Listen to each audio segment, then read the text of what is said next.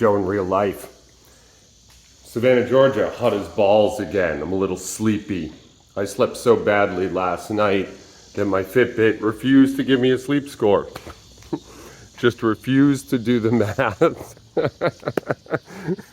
I don't know why I find it so funny. Like, I slept enough to get a score, but I woke up so many times throughout the night that I guess it just doesn't, it won't calculate it. It won't calculate it as sleep. And I feel weirdly fine. A little stupid, but weirdly fine. Luckily, today is a rest day. Yesterday's squats went great. I'm sore, but I'm not crippled by soreness. I'm gonna pull my sled, and I'm gonna get up my minimum and maybe do something else. But if I feel like death barfed on a turd, then I'm not gonna do anything else. I'm just gonna go play some Link, enjoy my life, be a normal dude, and yeah, that's it. That's it. I don't have anything profound to say. I am sleepy. I didn't realize I was tired until I started recording this video. My brain's not working. I am sleepy. So stay tuned. Let's get to it. Today's going to be a nothing burger. I mean, I don't know what else it could be. All right. Enough jibber jabber. Let's get to work. So here we are again at 3 times speed, cloudy head and all. Just front squats, just working up to a heavy minimum, 155. I had ambitions of going a little heavier today, nothing dramatic. But as I started moving, the lack of sleep really was prevalent. I began to feel dizzy. I began to feel the effects of the heat.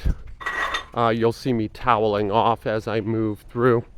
And I build this same way I always do. Start with the bar, 10 pounds, 10-pound jumps all the way up to the minimum. And yeah, you know, like while I was doing it, I was kind of going through kind of lunar phases of emotions, you know? I'd feel like my warm-up was great, but I was drenched in sweat. And I was feeling like, man, you should really do more today. You're not really feeling that bad. And then I'd feel like, you know, you got a big lifting day tomorrow, yada, yada, yada. Yeah, if you push too hard, it's going to mess you up. The heat's really oppressive right now. And I'd go back and forth, toggling through this argument, you know, trying to figure out where I'm going to land today.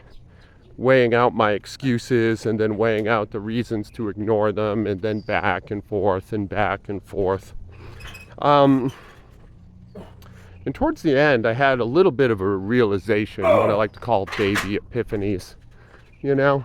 And it's kind of a two-parter, and it relates to my priorities, you know? The first part is I need to work out every single day, every day. It's absolutely essential to my mental health. It's absolutely essential to my sense of well-being. As much as the exercise, I need the alone time. I just need to be alone for a little while. And this is kind of like a sacrosanct time, a sacred place where truly the world doesn't bother me, you know? Nobody, even the people who I love and live with, know, like, leave them alone. It's going to be in there for an hour, maybe an hour and a half. Just leave them the fuck alone. That's all you got to do, you know? And then you can bother him all day. You got 22 and a half hours to really drive him nuts afterwards. But, like, he has to have this. And that's just great. You know, I'm so fortunate that I have this, and that I get to indulge, even if it can be construed as somewhat selfishly in this capacity. It's really worth a lot to me, you know? But the second part of it is, and this is kind of new for me, really in the last year, like, I don't give a shit if I get any better at weightlifting. I don't care at all. Like, I love weightlifting, but I don't need to get anywhere. And that's where that like tug of war happens. That's where it takes place, because there's part of me that feels like if I'm going to spend this much time doing this, I should be getting somewhere, right? And then another part of me is like, getting where, dude? Where you're trying to get? The thing we're doing's the thing. What do you need to achieve exactly? And I mean, I'm vain. I got the same insecurities we all have. I'd like more muscle. I'd like this and that. I'd like to squat this. I'd like to press that. But somewhere really deep inside me, somewhere fundamental, a firmament of like who I am, I just don't give a shit. Like, I could never go up in my squat at all. And I'd still be in here every day. I'd still be doing this. And like, I guess that's equal parts saddening to me and liberating. And certainly that opinion will probably change through time. I mean, why wouldn't it? There, you see me toweling off. Yeah. Just wet and weirdly kind of greasy.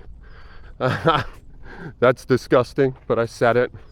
Also, the bar moved great today. You can see I'm loading plates like a dickhead here. I'm going with just the 25s because it pleases my eye. You know, feels a little silly, feels a little old-timey, clunky, mismatched barbells from old pictures and whatnot. And yeah, man, that's what I was gonna get at today, was like priorities. How do you sift through your priorities and how do you sort them out, you know? And like, what do you do when they're in conflict? Like I need to work out every day. That's a priority. I'm not attached to the outcomes of my workouts. That's also weirdly a priority. It's a priority by omission, you know? I want to live a long life, and I want to squeeze what joy I can out of this life, you know? And like, maybe there's joy to squeeze in, you know, squatting 315. I'm sure there is. I'm sure I'd feel really good if I did that. But I just don't know how important that is for me to chase. And this being said, I'm certain I will get there, and I'm also certain that it'll be awesome. But am I going to pour my habits through a funnel to get there? No, I'm not. No, I will not do it. And it isn't because I can't, and it isn't because I don't know how. Like, whatever that trigger is, it's missing in me. I don't have it. And I don't want it, you know? So, that's my spiel for today. I think I'm coming close to the end. This is Joe in real life. I love you guys. Be good to each other today.